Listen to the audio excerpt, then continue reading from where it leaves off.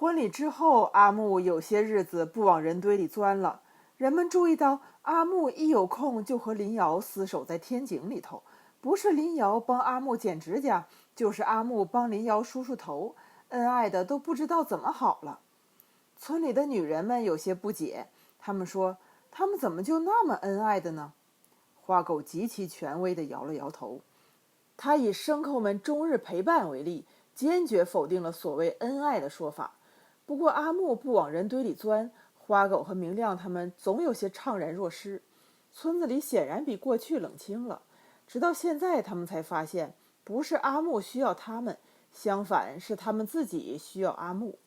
阿木对他们来说意义重大，花狗和明亮不能让生活就这么平庸下去，他们不答应，村里人也不答应。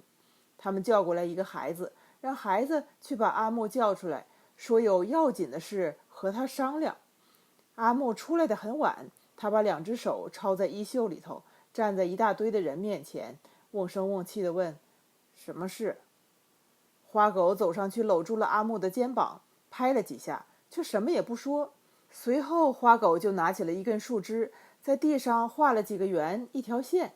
花狗严肃起来，说：“大伙静一静，我们开会了。”花狗就着地上的简易图，把乡里修公路的事情对大伙说了。公路到底从哪儿过呢？花狗的脸上是一筹莫展的样子。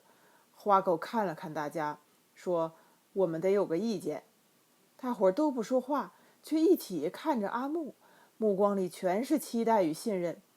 阿木从来没有收到过这样高级的礼遇，两只巴掌直搓，两片嘴唇直撅。花狗递给阿木一根烟，给阿木点上。阿木受宠若惊，都近乎难为情了。花狗说：“阿木，大伙儿最信得过你，你的话大伙儿都听，你得给大伙儿拿个主意。”阿木蹲在地上想了半天，突然说：“那就从我们家门口过吧。”花狗他们相互看了一眼，一言不发。最后花狗说：“我看可以。”大伙儿就一起跟着说好。阿木再也没有料到自己把这么重大的事情给决定了，人有些发飘，拔腿就要往回跑，把这个好消息告诉林瑶。花狗一把把阿木拉住了，关切地问：“林瑶妹妹对你还好吧？”“好。”阿木说。花狗说：“说说看。”阿木低下头，好像在回顾某个幸福的场面，只顾了撅嘴，却笑而不答。花狗一副不高兴的样子，说：“我们都替你高兴，关心你，连公路都从你们家门口过了，说说嘛，阿木。”阿木看了看身后，小声说：“林瑶关照我，不要对别人说的。”明亮接过话茬，说：“林瑶关照你，不要对别人说什么？”这一问，阿木就开始了沉默，但又有些忍不住，扬着头，喜滋滋地说：“那你们不要告诉别人。”大伙儿围着阿木，十分郑重地做了保证。阿木便开始说，可是阿木的叙述过于啰嗦，过于枝蔓，有些摸不着边际。花狗和明亮他们就不停地打断他，把话题往床沿上拉，往枕头边上拉。阿木的话慢慢就走了正题。阿木像转播体育比赛的实况录像那样，开始了床上的画面解说。听众朋友们不停地用笑声和掌声以资鼓励。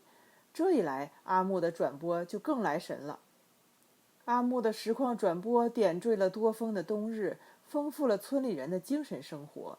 由于阿木的转播，阿木和林瑶的新房，甚至天井的围墙都变得形同虚设，开放了，透明了，外敞了。人们关心着他们，传颂着他们的故事。阿木一点都不知道他们的婚姻生活对村子的人来说意义是多么的重大。阿木能做的只有一点，不停地在家里忙，不停地在外面说，村子里重新出现了生机。遗憾当然有，阿木现在再也不发脾气了，这是村里的人十分无奈的事。这一点使阿木的意义大打折扣。阿木走路的时候，如果没有鸡飞与狗跳相伴随，就如同花朵卸掉了花瓣，狐狸失去了尾巴，螃蟹折断了双螯，而孔雀也没有了羽毛。这个不行。花狗和明亮做了最大的努力，阿木就是不发脾气，真叫人毫无办法。花狗痛心地总结说：阿木让那个女人废了。